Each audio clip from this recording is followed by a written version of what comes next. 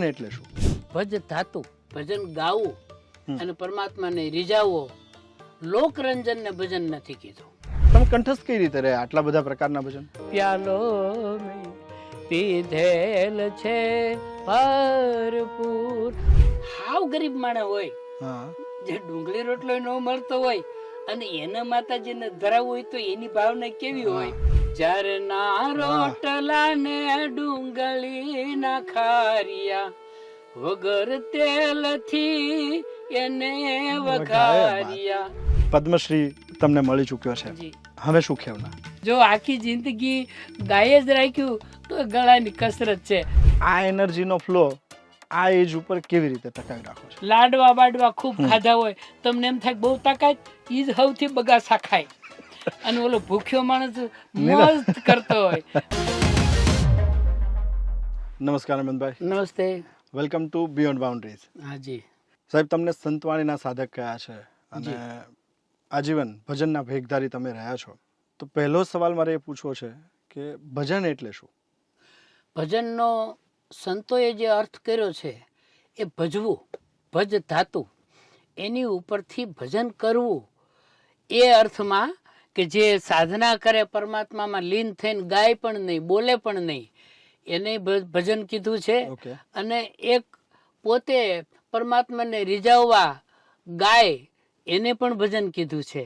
એટલે ભજનના તો ઘણા અર્થો થાય છે. ભજન ભગવાનનું ભજન કરવું એનો અર્થ થાય છે, અને ભજન ગાવું અને પરમાત્માને રીઝાવવો, લોકરંજન ને ભજન નથી કીધું. ફક્ત ને ફક્ત ભગવાન માટે થઈને જો ગવાતું હોય એ જ અર્થમાં ભજન છે. તો ભજનના આજે અર્થ અલગ અલગ છે, તો ભજનના પ્રકારો અલગ અલગ હોતા હશે ને સાહેબ? ભજનના સંતોએ બહુ પ્રકારો વર્ણવ્યા છે. દાખલા તરીકે શરૂઆતમાં ગણપતિનું ભજન આવે, પછી ગુરુ વંદના આવે તો ગુરુ વંદનાના પાછા અસંખ્ય પદો મળે. પછી સિમ્બોલિક ભજનો, દાખલા તરીકે કટારી, તો પ્યાલો, સંધ્યા આરાધ, પછી સાવળ, પછી વાજિંત્રો ઉપર એકતારો, સિતાર, મંજીરા, બંસરી, ખંજરી, આવા અનેક સિમ્બોલ લઈ અને સંતોએ ભજનો, એટલે લોકોને યાદ રહી જાય કે એવી પ્રેમ કટારી લાગી, એવો પ્યાલો મને પાયો, કે એવો સિતાર બન્યો સોરંગી, આ જંત્રીનો બજાવનાર કોણ છે. આવા સિમ્બોલ લઈ અને લોકોને સરળ રીતે સમજાય કે ભાઈ પ્યાલો ગાવ, ઓલું દયા કરી મને પ્રેમે પાયો નેનું માય નૂર. પણ એ લોકોને એ શબ્દ પકડાશે નહીં, પણ પ્યાલો શબ્દ પકડાઈ જશે કે ભાઈ પ્યાલો ગાવ, ત્રિકમ સાહેબનો પ્યાલો ગાવ, દાસી જીવણ સાહેબનો પ્યાલો ગાવ, રવિ સાહેબનો પ્યાલો ગાવ.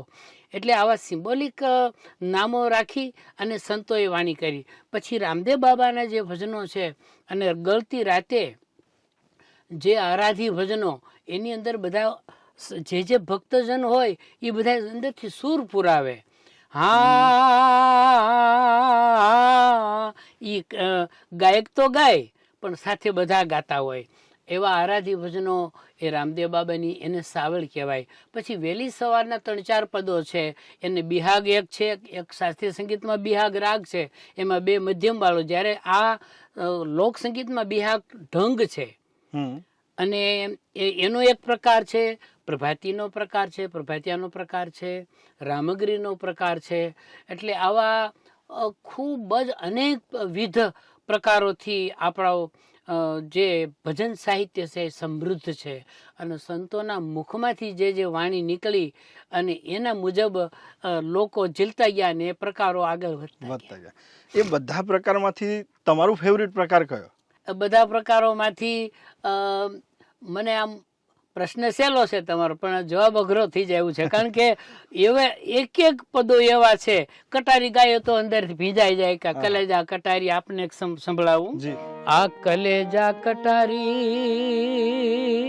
રે, આ મેરમની ચોધારી, એ માડી મને માવે લઈને એ મારી કટારી. આ વિરહની કટારી. જ્યારે પ્યાલા શબ્દ છે, એ પ્યાલો એટલે આપણે થાકી ગયા હોય ને ચાનો પ્યાલો પીલે કેમ આપણે ફ્રેશ થઈ જાય, એમ સંતોએ જે સદગુરુ મહારાજ એને પ્રેમનો પ્યાલો પાય, એને જ્ઞાનનો પ્યાલો પાય, તો શ્રવણેથી રેડ્યો મારા રુદિયે ઠેરાણો. ઓલો પ્યાલો મોઢેથી પીવાય ને પેટમાં જાય, આ તો શ્રવણેથી રેડ્યો મારા રુદિયે ઠેરાણો. એક જુહી જમી આસમાન કે પ્યાલો દૂજો કોણ પીએ. તો એ પ્યાલો પીધા પછીની કેવી સ્થિતિ હોય કે દયા કરી મને પ્રેમે પાયો, નેનું મેં આયા નૂર. અજવાળું નહીં, એ જ દયા કરીને મને પ્રેમે પાયો, નેનું મેં આયા નૂર. પ્યાલો મેં પીધેલ છે ભરપૂર, પ્યાલો મેં પીધેલ છે ભરપૂર. આમ ભરપૂરનો અંદરથી આનંદનો ઉભરો જેમ આવે એવી રીતે સદગુરુ જ્યારે પ્યાલો પાય અને એ જ્ઞાનનો પ્રકાશ અંદર થાય અને જ્યારે પોતાનાથી રહેવાય નહીં ત્યારે જે ગાય ઉઠે, બોલી ઉઠે, પોકારી ઉઠે, એનું નામ પ્યાલો. તમને આટલા બધા જે ભજન યાદ છે એ શ્રવણ પરંપરાથી છે? તમે કંઠસ્થ કઈ રીતે રહ્યા આટલા બધા પ્રકારના ભજન? સાંભળતા સાંભળતા. એટલે શ્રવણ સૌથી વધારે મહત્વ? સૌથી વધુ. બહુ આપણે કોઈ વસ્તુ જે ગમતી હોય એ એકવાર સાંભળો ને તો જિંદગીમાં ભૂલાય નહીં. જે નથી ગમતી, નાના છોકરાઓને કોઈ પણ એક વસ્તુ પકડાવી દો કે ભાઈ તારે અંગ્રેજ શીખવાનું છે, પણ એનો રસ બીજામાં હોય ને તો તમે ગમે તેટલું કરશો તો નહીં, પણ એનો રસ હશે ને ફટફટ શીખી લેશે. એમ અમારો ભજનનો જ વિષય, અને ક્યાંકથી કોક નવી સાખી કોક બોલ્યા એટલે ઓહો કે આ સુંદર, એટલે એ મગજમાં એનું રટણ ચાલે અને એ પછી વારંવાર ક્યારેક ક્યારેક ભજનમાં ઉપયોગી થાય, પછી કંઠસ્થને બદલે હૃદયસ્થ થઈ જાય. એટલે આવી રીતે સંતોને સાંભળીને, પ્રવચનોમાં સાંભળીને, ભજનો વાંચતા વાંચતા પણ સુંદર અનુભૂતિ થાય. કારણ કે સંતોની પોતાની હસ્તલિખિત વાણી નથી, એના હૃદયમાંથી ઉઠેલી છે, લોકોએ ઝીલેલી વાણી છે. કારણ કે દાસી જીવણ સાહેબ તો અભણ હતા, ગંગા સતીમાન બધા સંતો જ ગણો તો કોઈ ક્યાંય કોલેજ કરેલા નહોતા. વણ અખરે અખર વણ લખેલી, જીવણને ગુરુ ભીમ ભેટ્યા અને રાતમાંથી થઈ ગયો દી.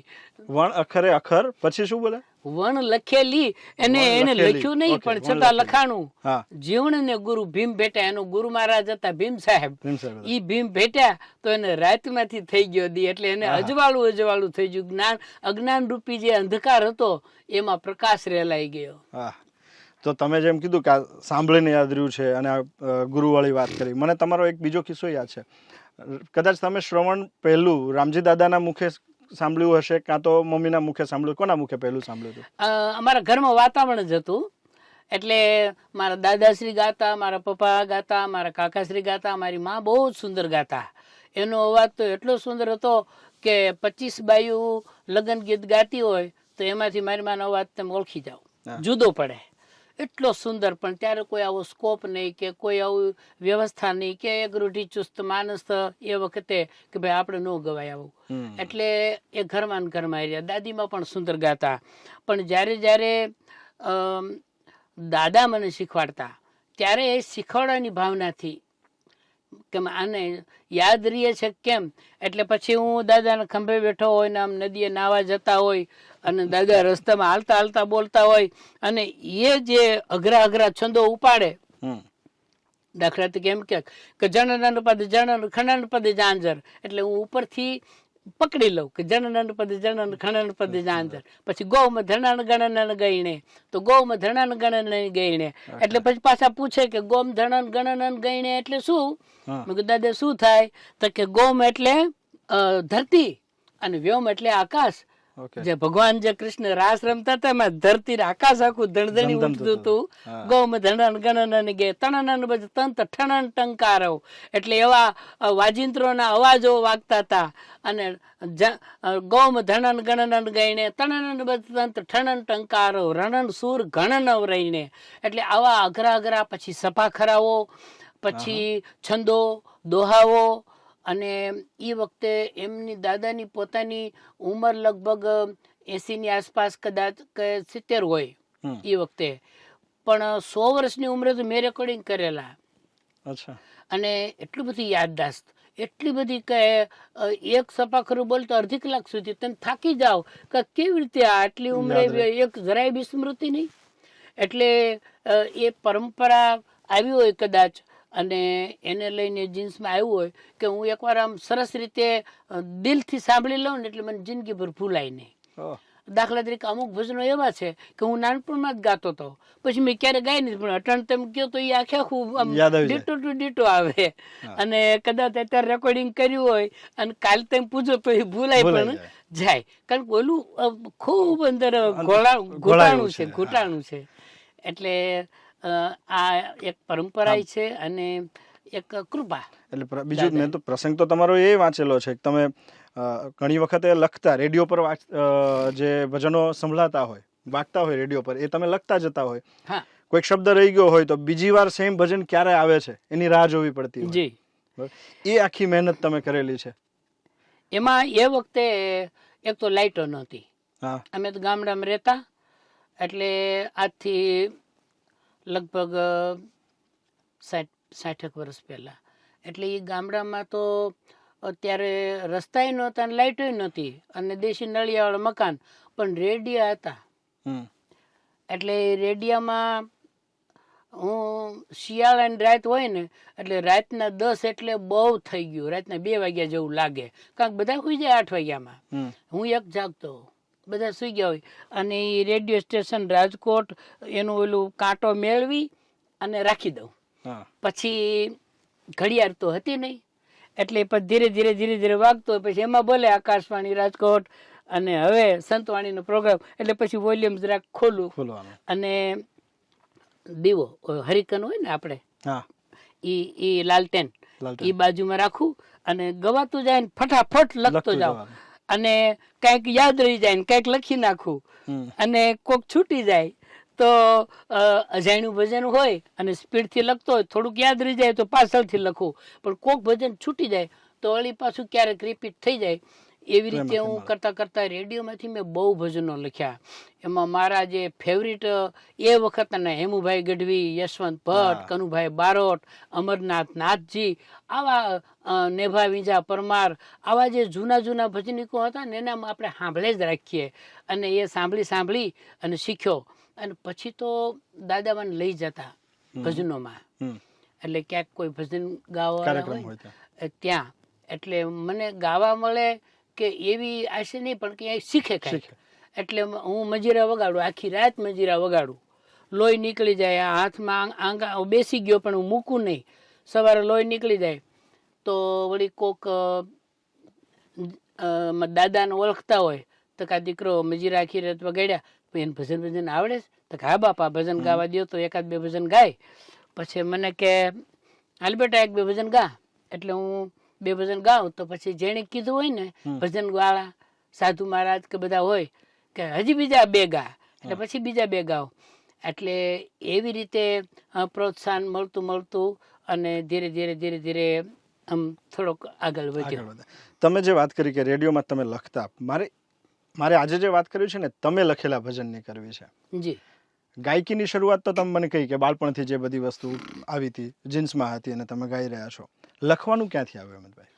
લખવાનું બહુ અગાઉથી નથી કર્યું. 76 પછી આકાશવાણીમાં ભજનો ખૂબ આવ્યા, ખૂબ વાંચ્યા, મગજમાં ખૂબ અંદર ચાલવા લાગી વાત.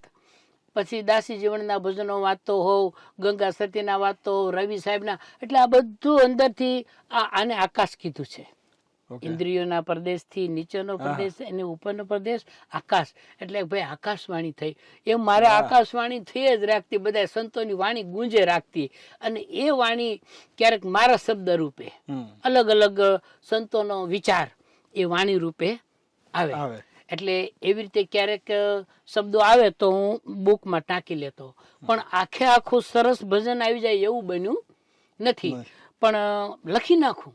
પછી વળી બીજે દી વળી ક્યાંક શબ્દો આવે તો વળી થોડાક ટાંકું, વળી આખું લખાઈ ગયા પછી વાંચું, પછી મારી ભૂલ કાઢું કે ના આ શબ્દ ભગવાન કૃષ્ણ માટે યોગ્ય નથી, આવો શબ્દ મારે વાપરવો ન જોઈએ.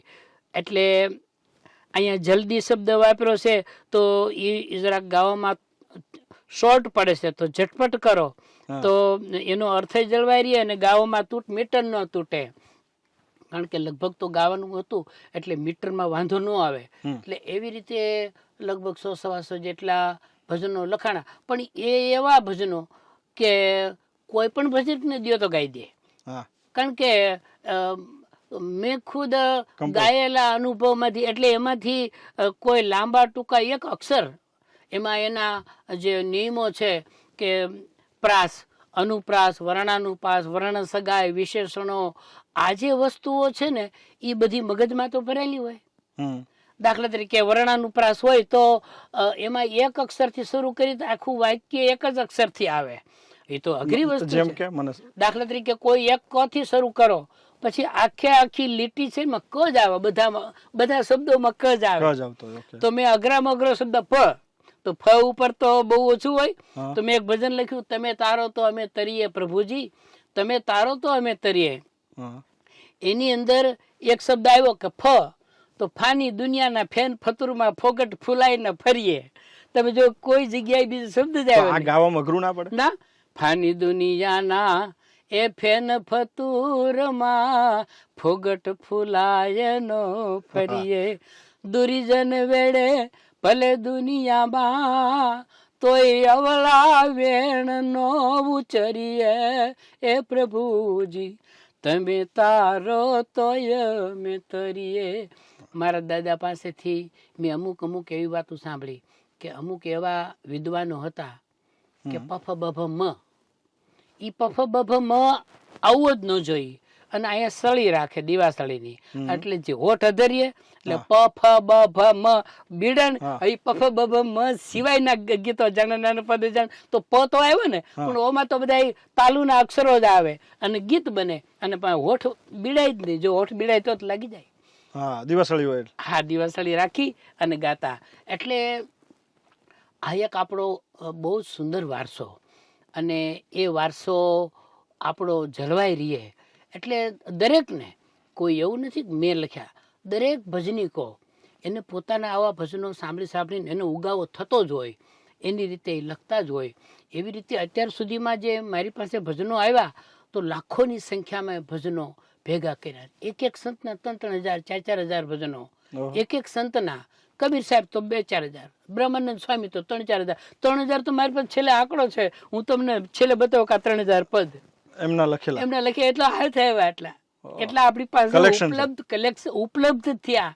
બાકી તો કેટલા વ્યા ગયા છે, કેટલા લોકો કઈ બીજા નામે થઈ ગયા છે, એ તો કઈ ખબર નહીં. એટલે આવા સંતોની વાણી એકવાર તો નજર સંસરવી નીકળી ગયેલી હોય, આપણે નજર ફેરવી જ હોય. એટલે હજારો ને સંખ્યામાં ભજનો વંચાણા. એટલે એના પ્રકારો ને એના ભાવો ને એના ક્યાં એના વિચારો, એની વેદનાઓ, એની અનુભૂતિઓ, એ બધું વાંચ્યા પછી આપણે જયારે ભજન વાંચતા હોય ને, ત્યારે આપણી અનુભૂતિ એના જ વિચારો, પણ આપણી પોતાની મૌલિક શબ્દોથી. પણ સાહેબ, મીરાજી જે છે કે નરસિંહ મહેતા છે, તો એમણે કૃષ્ણ યાદ કરીને લખ્યા હોય. તમે લખવા બેસો તો આરાધ્ય કોને યાદ કરીને લખવા? મને છે ને જે અનુભૂતિ થાય એ હું લખું. મેં તમામ સંતોને વાંચ્યા, તમામ સંતોના ભજનો ગાયા. એટલે કોઈ એક સંતની અસર મારામાં છે કે ભાઈ, તો નરસિંહ મહેતાના તમે ભક્તિપદના રચનાઓ વાંચો તો તમને એમ થાય કે આનાથી ઉત્તમ પદો હોઈ ન શકે. પણ એના વેદાંતિ ફિલોસોફીના ભજનો સાંભળો તો ઓહો, આ તો ભક્તિથી તો ક્યાંય ઉપરની અખિલ બ્રહ્માંડમાં એક તું શ્રી હરિ જુજવે રૂપ અનંત ભાષ્ય દાસી જીવનની પ્રેમ લક્ષણા વાણી સાંભળો તો ભગવાનને ઠપકો દેતા હોય, ભગવાનની હારે બાંધતા હોય. કે એમને પરબમાં કુવામાં ઉતારવામાં આવેલા કે પાણીમાં અત્યારે પાણી આવતું નથી, તો કાંઈક કરો. તો કે બાપા આખા જગતમાં પાણી આવતું નથી તો હું શું કરું? તો કે ના, અંદર કોહથી ઉતારવામાં આવ્યા, અને જો પાણી નહીં આવે તો કૂવો બૂરી દઈશું. ત્યારે પછી એને ભગવાનને ઠપકો દીધો. આ જે કરવા વાળા છે એને નહીં, કે અહીં આવી એ ખબર નહોતી કે ઊંડેરા ઉતારશો, દીનાનાથે દગો કરાવી, મોત વિના મરાવશો વાહ. એ પાર છો. હવે આ ભગવાનને ઠપકો દીધો અને જ્યારે અનુભૂતિ થઈ અને યોગ માર્ગમાં આગળ વધાણા તો કે દેખંદા કો આ દિલમાં જણન જણન જણ ઝાલરી વાગે. એ અંદર અનુભૂતિ થઈ કે પ્યાલો મેં પીધેલ ભરપૂર, એની મસ્તી થઈ. એટલે આવા સંતો બહુમુખી પ્રતિભાવંત હતા કે જેણે ભક્તિ માર્ગ લીધો, જેણે કર્મ માર્ગ લીધો, જેણે રાજયોગ માર્ગ લીધો. દરેકની અસરો આપણામાં આવી. એટલે મારી જેટલી જેટલી કેપેસિટી છે અને મારી જેટલી અંદર અનુભૂતિ થઈ એટલું જ લખવાનું. દાખલા તરીકે હજારો ભજનો વાંચ્યા હોય, એમાં ઊંડા ઊંડા એવા 50-100 શબ્દો યાદ રહી ગયા કે અહમ સોહમ ને કોહમ જોહમ ને પોહમ ને ઇંગ્લાન્ડ પિંગલાન્ડ સુસુમણાન. તમે એના ત્રિકુટી ને તક્યા ને મુલારધારથી લઈને શસ્ત્રા સુધી આવા 50 શબ્દો યાદ રહી જાય ને તો તમે 50 ભજન લખી શકો. પણ એ તો કોકના શબ્દો લઈને ગોઠવ્યા. ઓલી અનુભૂતિ અને અંદરથી જે શબ્દો આવે ને એ, દાખલા તરીકે માનવતા મૂકીને આપણે બોધક ભજનો ગણીએ તો માનવતા મૂકીને માનવ દાનવતા ભણી દોડીમાં, સત કેરો તું સંગ છોડીને જૂઠામાં ચિત્ત જોડીમાં. પછી આપણે ઘરથી જ વાત લેવાની કે કોકને નહીં કહેવાનું આપણને કે સઘળું કુટુંબ રાખી સાથે એના અવગુણને અવખોડીમાં, વેરના બીજ કુટુંબમાં વાવીને ખાંભા જુદા ખોડીમાં. આપણે થાંભલીઓ આડી રાખે, એક ઓસરીએ 4 મકાન હોય પણ વચમાં પછી સમયના અંતરે વચમાં પછી દિવાળી થઈ જાય. આ કાયાનું અભિમાન કરીને મન પ્રભુથી મરોડીમાં, આ કાયાનું અભિમાન કરીને મન પ્રભુથી મરોડીમાં, કઈક મૂછાળા મરદો કેવા સુતા મરણ સોડીમાં. આ માનવતા મૂકીને પ્રાણી દાનવતા ભણી દોડીમાં. પછી કૃષ્ણ પદો આવ્યા, પછી યોગવાણી જે કાંઈ થોડો જાજો અનુભવ થયો હોય એવા પદો આવ્યા. એટલે જ્યારે જ્યારે જે પદ આવતું હોય ક્યારેક ન આવે, લગભગ 2-3 મહિના ન આવે મારી બુકમાં થોડા. અને ક્યારેક કાગળે ન હોય અને મોબાઈલ તો હોય તો એમાં હું ગુજરાતીમાં લખી નાખું, પછી ઘરે આવીને એને ફેર કોપી કરું. હમણાં કાલે જ ગાયું મેં 52 કડીનું ભજન કૃષ્ણ વિરહ બાવને. મેં ગોકુળ મથુરા વૃંદાવન ગયા હતા તો એ મગજમાં જ ચિત્ર ઘૂસે. એટલે એમના ચાલુ થયું ભગવાન વ્યાઈ ગયા હશે ને ગોકુળના લોકો કેવા રેડ્યા હશે, એ રથાડા સુઈ ગયા હશે ને. એટલે પછી મેં એક ભજન લખ્યું 52 કડીનું. એટલે અત્યારે આપણે 1-2 કડી સંભળાવું. એક વાર આવજો રે ઓ કાના, કોઈ નહીં ચાલે તમારા બાના. એ ઓધા મારી દેજો આટલી અરજી, પછી મારા માવાની જેવી મરજી. એટલે આવું 52 કડી સુધી. પછી ચામુંડમાના એ કાંઈ અમારા ઘરના તમે બેઠા હતા ને એ જગ્યાએ મને વિચાર આવ્યો કે આટલા ભજનો લખ્યા પણ માં ચામુંડાને તો મેં ભજનો મારાથી લખાણા નથી. એક જ બેઠકે 52 દુઆ માતાજીના, ચામુંડમાના દુઆ. એટલે ક્યારેક અને એ તમે એ ગમે તે સરખાવાની છૂટ, કોઈની ક્યાંય મળતું કોઈનું ન આવે, એક શબ્દ પણ નહીં, અંદરથી જ આવતા ગયા. એક બે વસ્તુ મેં કાયમ હંમેશા જોઈ છે કે જે લખતા હોય એમને એક જુદી અનુભૂતિ ઈશ્વર સાથેના તાદમ્ય ભાવની થતી હોય, અને જે ગાતા હોય એમને પણ એવી જ અનુભૂતિ હોય. તમે બંને વસ્તુ કરો છો.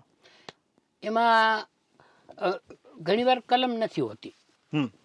એવા ઘણા વિદ્વાનો ભારતમાં થઈ ગયા સંતો કે જેને લખ્યા નથી, એનું જ્ઞાન પ્રચલિત છે. દાખલા તરીકે રામકૃષ્ણ પરમહંસ, વિવેકાનંદ, એવા અનેક સંતો કે જેમણે, દયાનંદ સરસ્વતી, કે જેમણે ફક્ત વેદોનો ભાષ્ય કર્યા અને એમણે એ વર્ક ઈશ્વરે જ કામ કર્યું. પણ ગંગા સતીમાં જેવા છે એને વેદોનું ઉપનિષદોનું દોહન કરીને મેરું તો ડગે જેના મનનો ડગે. આમ તમે 4 કડીનું ભજન પણ તમારે 4 વેદ જેવું લાગે. એટલે આ જે અંદરની જે ઉર્મિઓ છે એ ક્યારેક કલમ રૂપે આવે તો એ પણ એક માતાની સરસ્વતી માની કૃપા ગણાય. બધાને ન પણ આવે. તમે જેમ કહ્યું કે કુલદેવી માટે લખવાનું થયું કે એક જ બેઠકે લખાયું, તો કોઈ ઈશ્વરીય શક્તિનો અહેસાસ થાય લખતા હોય ત્યારે આપણી આજુબાજુમાં કઈ ફીલ થાય? એટલે આપણે હું પરચાને કે કોઈ એવું માનતો જ નથી, પણ જ્યારે લખતા હોય ને ત્યારે એ વિચારથી બીજે આજુબાજુમાં એવું કોઈ વિચાર બીજો ફરક તો ન હોય, એના મય હોય, એ કલમ ને એ માતાજી ચાલતા હોય ત્યારે લખાય ને કે મારા પરિવારને જૂના સંસ્મરણો યાદ આવી ગયા હોય, અને પછી એમાંથી એક દુઃ આવી ગયો હોય કે રાન રાન પાન પાન રખડે, ભલે લુગડું પહેરવા ન હોય પણ કુળદેવીને પૂજે કોઈ તો એને ચણાવે મેળ્યું ચામુંડા. કુળદેવીને જો એકવાર ભજી લે તો એને એકવાર માં બેઠો કરી દે, પણ જો સાચા દિલથી લખવા ખાતર લખ્યું નથી મારા કોઠામાંથી કાંઈ, આ માતાજીને લખ્યું છે, મારી બેલ પે આવજે બાઈ મારી ચોટેલા વાળી ચામુંડા. એટલે આવા ઘણા પદો માતાજીના આવ્યા. પછી અમુક પદો પરંપરાગત જે આવતા હોય કે ભાઈ થાળ ધરાવવાનો હોય તો થાળમાં વ્યંજનો જ આવે કે ભાઈ બરફી પેંડા કાજુ ના જે કઈ હોય.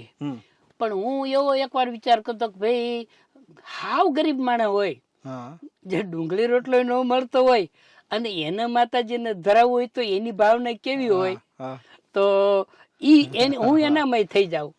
અને પછી જે અમુક પદો આવ્યા, આરસુર વાળી મારી દેવી માયંબિકા પૂજુ ચરણ પાંખડી,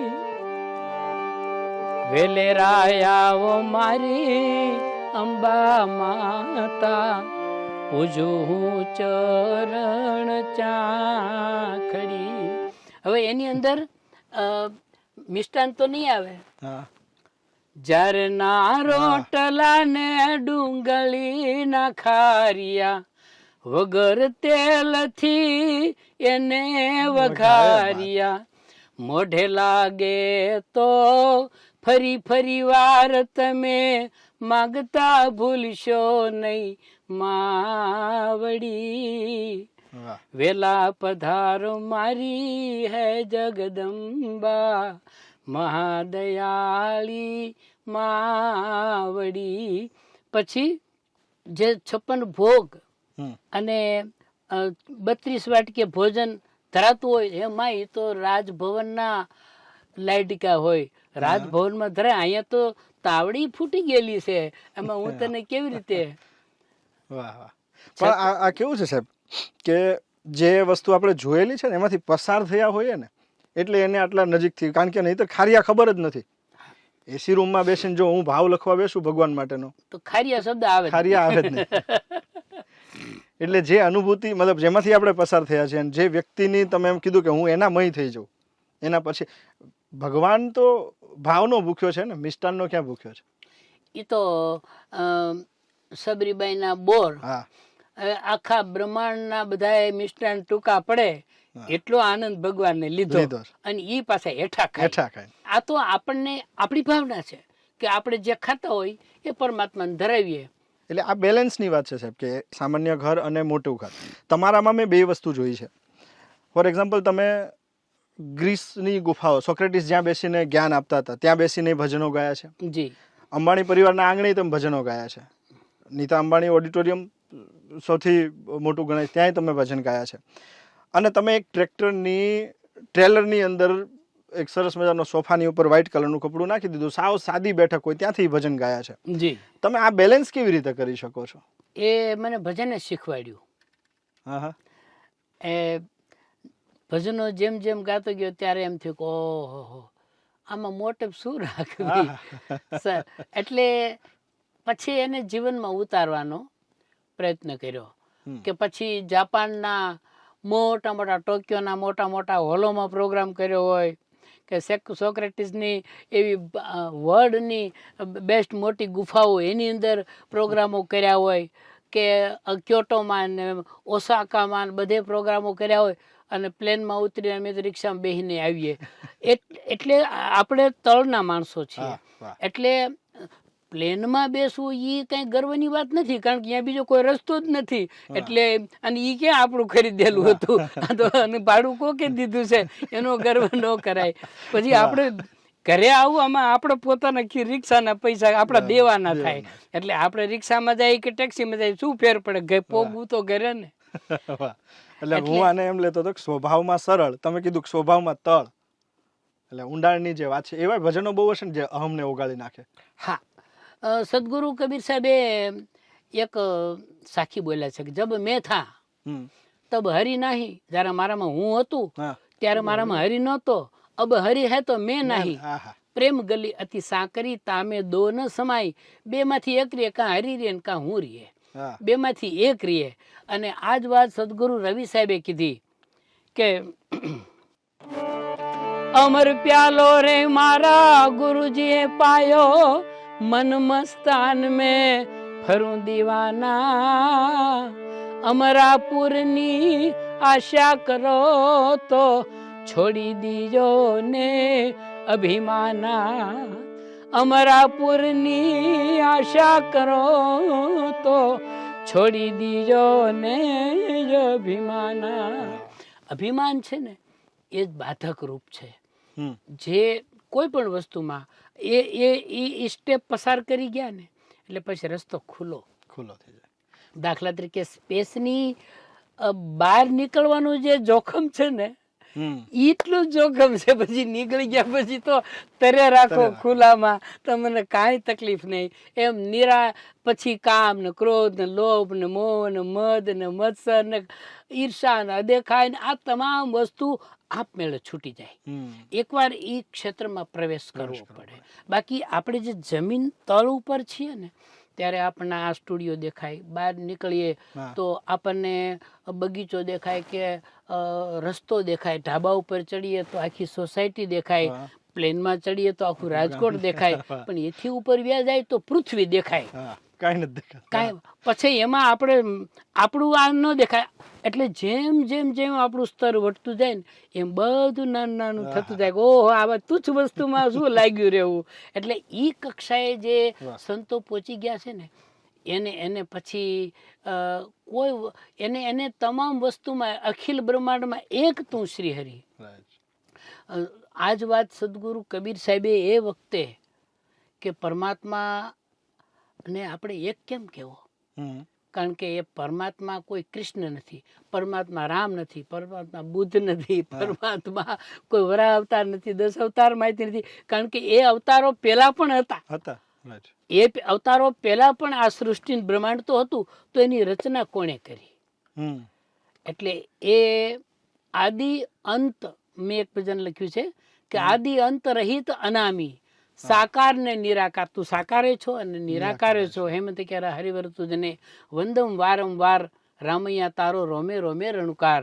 ચંદ્ર સૂરજ ગ્રહ તારા નિહારિકા, આ નાથ રાખ્યા નિરાધાર. ક્યાં થાંભલો જોયો ક્યાંય? ચંદ્ર સૂર્ય ગ્રહ તારા નિહારિકા, નાથ રાખ્યા નિરાધાર. આ તેજોમય ફૂલવાડી તારી, એ બધો વાલા તારો વિસ્તાર, રામૈયા તારો રોમે રોમે રણુકાર. એટલે આજે વસ્તુ એકવાર સંતોએ જેનો પૂર્ણ અનુભવ કર્યો, અને પૂર્ણ અનુભવ કર્યા પછી એ જે અનુભૂતિ થઈ ને એની અંદર પછી કોઈ સગુણ કે નિર્ગુણ કોઈ રહેતો જ નથી. એની અંદર જે વસ્તુ છે ને કે એક કહું તો હે નહીં. સદગુરુ સાહેબે જ કીધું કે કોઈ વસ્તુ હોય, કોઈ પદાર્થ હોય, કોઈ દેખાતું હોય તો એક કહેવાય. હવે આ નિરંજન નિરાકાર ને તમે એક કેમ કેવો? હવા ખાલી છે તો આપણે કેમ આપણા સ્ટુડિયોની 1 નંબરની હવા, ઘરની 2 નંબરની હવા તો કહેવાના નથી. પાણીને કેમ કેવું? એમ પરમાત્માને એક કહું તો હે નહીં અને 2 કહું તો ગાલી. 2 તો કહેવાય જ નહીં, કારણ કે એના સિવાય કોઈ છે નહીં. એક કહું તો હે નહીં, 2 કહું તો ગાલી. જૈસા હૈ વૈસા રહે કહત કબીર વિચારી. એ જે અનુભૂતિ કરી એમ હા કહું તો હે નહીં. કોઈ પરમાત્મા જોયો તો કે હા લ્યો કરો સાબિત. આવડા મોટા બ્રહ્માંડ ને આટલો ઝીણો કે આભથી ઊંચા અને પવનથી ઝીણા, આખા બ્રહ્માંડમાં થી સૌથી મોટો પરમાત્મા છે અને પવનથી ઝીણા, પવનથી પણ ઝીણો છે. હવે એનો અનુભવ કર્યા વગર કેમ કેવું કે મેં જોયો? એટલે હા કહું તો હે નહીં અને ના કહેવો ન જાય. ના તો કહેવાય એવું નથી, કઈ એના સિવાય કોઈ નથી. હા ઓર ના કે બીચ મેં સાહબ રહા સવાય. હા ઓર ના કે એ અનુભૂતિની વાત છે. મીઠાઈની પૂતળી બનાવીને તમે સમુદ્રમાં નાખો તો એનો તાગ લેતા પહેલા તો એ ઓગળી જાય. બરાબર. તાગ લેવા જાય એ બરાબર પેલા તો જાય. ઓગળી જાય. એમ બ્રહ્મ સિંધુની અંદર જ્યારે આ મન ઓગળી જાય ત્યારે પછી ગાવાનું રહેતું નથી, પછી એના ગુણગાન ગાવાના રહેતા નથી. આજ વાત રવિ સાહેબ રવિદાસ 600 વર્ષ પહેલા કબીર સાહેબના ગુરુભાઈ રામાનંદના શિષ્ય કાશીમાં હમણાં જ અમે એમના દર્શન કરવા ગયા હતા કે ગાય ગાય અબ કા કહી ગાવું, હા ગાવન હાર કોણ નિકટ બતાવું. હે ભગવાન, તું જ્યારે અલગ હતો ત્યારે હું તારા ગુણગાન ગાતો હતો, હા પણ હવે મને એમ થયું કે હવે તારામાં ને મારામાં કાંઈ ભેદ નથી, હા. એટલે હવે હું કેના ગુણગાન ગાઉં. ગાય ગાય અબ કા કહી ગાઉં, ગાવન હાર કો નિકટ બતાવું. જબલગ નદી ને સમુદ્ર સમાવે તબલગ બડે હંકારા. જ્યાં સુધી નદી સમુદ્રને મળતી નથી ત્યાં સુધી જ ખળખળાટ, એમ આપણે બ્રહ્મ ભર્યા નથી ત્યાં સુધી જ બડબડાટ છે. પણ જબ મન મિલ્યો રામ સાગર સો તબીએ મીટી પુકારા. જ્યારે રામ સાગરમાં મળી જાય ત્યારે બધું શાંત. એવી રીતે સંતોએ જે વાણી ગાઈ એમાં સાગર મહારાજ વડોદરાના ઠેઠ જઈને બેઠો, બાવા ઠેઠ જઈને બેઠો, હું તો હરીથી જરીને હેઠો, બાવા ઠેઠ જઈને બેઠો. હવે જે આજે પરમપદીની વાત છે ને ભાઈ, કે જે ઘર જાવું મુવા પછી એ ઘર તો જીવતા જુઓ મનને. એટલે સંતોએ મર્યા પછી કાંઈ છે ને, મર્યા પછી શું છે, જીવતા જ એનો અનુભવ કરેલો, જીવતા જ પરિબ્રહ્મ રૂપ થઈ ગયેલા. તો પરમપદની સમીપે તમને લઈ જતું હોય એવું તમને ગમતી રચના કઈ?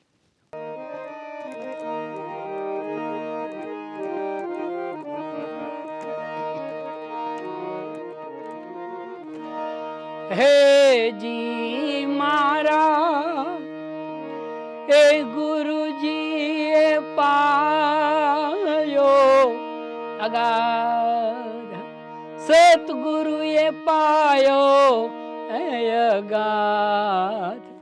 પ્યાલો દૂજો કોણ પીએ, પ્યાલો દૂજો કોણ પીએ. અને એ પ્યાલો પીધા પછી ચડતે પિયાલે સંતો એ ગગન દરસાણાને, રામ રામ ગગન દરસાણા. અને પછી હો એક તું હી જમીને આસમાન. હે ભગવાન, તારા સિવાય આ જમીન આસમાનમાં કોઈ દેખાણું નહીં. ઓ એક તું હી જમીને આસમાન, પ્યાલો દૂજો કોણ પીએ. અને આવા જ ભજનોનો આધાર લઈ એક ભજન આવેલું. મેં તો ભમતો ભાળ્યો રે રામૈયાને, રમતો ભાળ્યો રે. આ અખિલ બ્રહ્માંડનો આધાર છે. નદીઓના નીરમાં ને સાગરના તીરમાં, ઘૂઘવતો ભાળ્યો ઘનશ્યામ.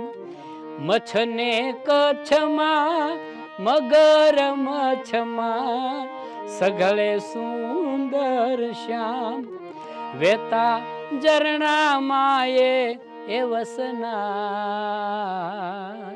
મેં તો ભમતો ભાળ્યો રે રામૈયાને, રમતો ભાળ્યો રે. અખિલ બ્રહ્માંડનો આધાર છે. અખિલ બ્રહ્માંડમાં જોયો મેં એકલો, ઠાલું નથી કોઈ ઠામ. કોઈ ઠામ એવું નથી કે જ્યાં પરમાત્મા ન હોય. વાહ. તો મેં અત્યારે તમને ભજન ગાતા સાંભળ્યા ને સાહેબ, એક વસ્તુ એ નોટિસ કરી ગયું, અને બહુ નાનો હતો ત્યારથી તમને સાંભળતો આવ્યો છું. આંખ બંધ કરીને તમે ભજન ગાતા હોય, શું જોતા હોય તમે બંધ આંખે? એમાં એક સંતોની પાસેથી અને સંત વાણીમાંથી શીખ્યો છું કે આંખને અને મનને બહુ સંબંધ છે. હા, જ્યાં આંખ જાય ત્યાં મન જાય, અને જ્યાં મન જાય ત્યાં આંખને જવું પડે. પરંતુ જ્યારે મંદિરની અંદર જ્યારે મૂર્તિના દર્શન કરતા હોય ત્યારે આંખ મીચાઈ જાય. ભાઈ જોવા જેવું છે તો કે ના, મીચાઈ જાય. કારણ કે જે એ વસ્તુની અંદર ઓતપ્રોત થાય ને ત્યારે આંખ ઓટોમેટિક બંધ થઈ જાય. કારણ કે એનો જે સંબંધ છે ઘણા આધ્યાત્મિક જે પ્રક્રિયાઓ છે જ્ઞાનની, હમ. યોગની, એની અંદર એક પ્રક્રિયા એ છે કે આંખો આમ બે ખેંચીને આંખ બંધ કરવામાં આવે, અને આંખ એટલી બધી દબાવવામાં આવે, અને ઓલો અંદર ઓતપ્રોત થઈ ગયો હોય ત્યારે આખા બ્રહ્માંડની અંદર મિસાઇલો જાતી હોય ને એવી રીતે ગ્રહો ને તારા ન્યાયરિકાન આ બધો અનુભવ થાય. એવો થોડાક અનુભવમાંથી પસાર થયેલા, એટલે એમ થાય કે પરમાત્માની જે સૃષ્ટિ છે બહાર છે ને એટલું જ અંદર છે. કારણ કે પિંડે સો બ્રહ્માંડે, અને બ્રહ્માંડે સો પિંડે, એટલે બ્રહ્માંડની જે કાંઈ છે ને એ બધું પિંડમાં છે. પણ એકવાર આંખ બંધ થઈ જાય, કારણ કે આ આંખ છે ને ચર્મ ચક્ષુ એ સ્થૂળ વસ્તુ જોઈ શકે, અને પરમાત્મા નિરાકાર છે. નિરાકાર થવું હોય તો આંખની જરૂર જ નથી. અને જો આંખથી જ પરમાત્મા દેખાતો હોત તો સૂરદાસને ન મળ્યા હોત. પરમાત્માને જોયા પછી, ભગવાને દર્શન દીધા પછી ભગવાન કે બોલો સૂરદાસજી, મેં તમને દર્શન દીધા, શું માગો? તો કહે ભગવાન હવે મારી આંખ પાછી લઈ લ્યો, મને આંધળો પાછો કરી દો. કેમ કે હવે આ જગતને જોવું નથી, તમને એકવાર મેં જોઈ લીધા ને. એટલે આનો બહુ જ રોલ મોટો છે કે જ્યારે કોઈ જુવાન દીકરો ગુજરી ગયો હોય અને એની પાછળ જે માં રોતી હોય ત્યારે એની આંખ ઓટોમેટિક બંધ થઈ જશે. કોઈ લાંબા ગાળાના વિરહ પછી બે મિત્રો મળ્યા હોય ત્યારે પણ આંખ બંધ થઈ જશે. તમે કોઈ પણ મિલનના જે દ્રશ્યો છે એની અંદર આંખો એવી રીતે સુરતા અને શબ્દ એનું જે મિલન છે, અને એ મિલન થાય ને ત્યારે આંખ બંધ થઈ જાય. જ્યાં સુધી એ મિલન થતું નથી ત્યારે સુરતા કુંવારી છે. કુંવારી દીકરીને ચાંદલો ન હોય, શેથો ન હોય, એ છૂટથી હરતી ફરતી હોય. પણ જ્યારે એના લગ્ન થઈ જાય કોઈ પણ સ્ત્રીના, ત્યારે પગમાં બેડી આવી જાય, એ સ્થિરતા આવી જાય, અહીંયા કપાળમાં ચાંદલો આવી જાય, શેથો આવી જાય, અને એની બુદ્ધિ સ્થિર થઈ જાય. જે ભટકતી હતી એવી રીતે એના માટે જ શબ્દ વાપર્યો છે સોહાગણ. સોહાગણનો અર્થ જ કે કુંવારી દીકરી માટે સોહાગણ શબ્દ નહીં વપરાય, પણ જેના લગ્ન થઈ ગયા છે એવી રીતે જ્યાં સુધી સુરતા કાચી છે ત્યાં સુધી એને સુરતા કહેવાય. પણ જ્યારે સુરતા પાકી થાય અને જ્યારે શબ્દની સાથે લગ્ન કરે પરમાત્મા સાથે, ત્યારે એ સોહાગણ શબ્દ. એના માટે એક જીવણ સાહેબે પદ રચ્યું છે, જા સોહાગણ જા સોહાગણ જા રે ગગનિયામાં જ્યોત જલત હૈ, જા રે ગગનિયામાં જ્યોત જલત હૈ, જા સોહાગણ જા રે જા સોહાગણ જા રે એ ગગનિયામાં જ્યોત જલત હૈ, જ્યારે ગગનિયામાં જ્યોત જલત હૈ જા. સાહેબ તમે હમણાં સરસ શબ્દ એક કીધો સુરતા.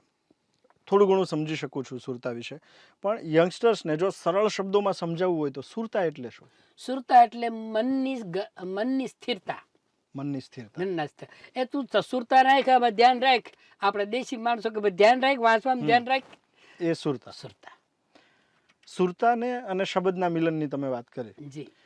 તો તમે જ્યારે પ્રભુ સાથે તમે કીધું કે આ બધી જ વસ્તુ અમુક વસ્તુઓ મેં યોગાનુભૂતિ કરેલી છે, ધ્યાન કરો છો ખરા તમે? હું શરૂઆતમાં કરતો, પણ મારા સદગુરુ મારા લાલ બાપા એની હારે વાતચીત થાય હતી ત્યારે એને કીધું ધ્યાન ધરવાની જરૂર નથી, ધ્યાન રાખવાની જરૂર છે કે. એટલે બધા ધ્યાન રાખો ને એમાં એ ધ્યાન ધરાઈ ગયું. ધ્યાન નથી રહેતું. ગમે તેટલા યોગ કર્યા પછી પણ એ ક્યારેક પછડાટ આપી દે. કારણ કે જ્ઞાનમાં છે ને અહંકાર છે. થોડું જ્ઞાન આવી જાય ને એટલે એ સેવા લેવા માંડે, સેવા કરે નહીં. કોઈક પગ દબાવતા હોય, કોઈક દૂધની લોટી ભરીને દેતા હોય, કોઈ બીજી વસ્તુ લાવી દેતા હોય, બધી સેવા લે, જ્ઞાની સેવા લે. જ્યારે ભક્ત કોટીના જે આત્માઓ છે ને એ સેવા કરે. જ્ઞાનની જે એક સુંદર દાખલો દઉં તો ચોમાસું હોય તો ડુંગરા લીલા હોય, પણ ઉનાળો થાય હુકાઈ જાય. એ જ્ઞાનની પરાકાષ્ઠા. અને ભક્તિ છે એ વાડી પડો છે કે જ્યારે ઉનાળો હોય કે ચોમાસું હોય એ લીલું જ હોય. વાહ. એટલે એ જે ભક્તિ માર્ગ છે ને એને શ્રેષ્ઠ એટલા માટે કીધો છે કારણ કે ગૃહસ્થની સાથે રહી, સમાજની સાથે રહી, ઉપયોગી થઈ અને એની અંદરથી જે કાંઈ સમય મળે અને એની અંદર જે પરમાત્માની ભક્તિ કરવી. એટલે તમામ સંતોએ કોઈએ એવું નથી કીધું કે આ બધું ઘર બહાર મૂકી અને જંગલમાં જઈને ભક્તિ કરો, એવું કોઈએ નથી કીધું. એ તો છૂટવાની વાત થઈ, જંજાળમાંથી છૂટીએ તો. પણ મન છે ને એ પાછું અહીંયા લઈ આવે. જંગલમાં ગયો પણ મન પાછું ઘરમાં ભટકતું હોય. ના, પણ ઘરમાં હોય એવો એક મેં દાખલો વાંચેલો કે બે ભાઈબંધ હતા અને હાલ્યા આવ્યા ને પછી થાકી ગયા. મોટું શેર આવ્યું, એમાં એક ભાઈબંધ કે હવે તો હું બહુ થાકી ગયો ભાઈ, હું હવે શેર સુધી નહીં આવું. અરે કે બસ સ્ટેન્ડ આ રહ્યો, અહીંયા હુઈ રહ્યું. ના ભાઈ તું જા. હવે એ ગણિકાનો ઓટલો હતો તો કે તું જા. પણ કે આ ગણિકાનો ઓટલો છે તો કે જેનો હોય હું થાક્યો છું હું હુઈ જાઉં. એ હુઈ ગયો.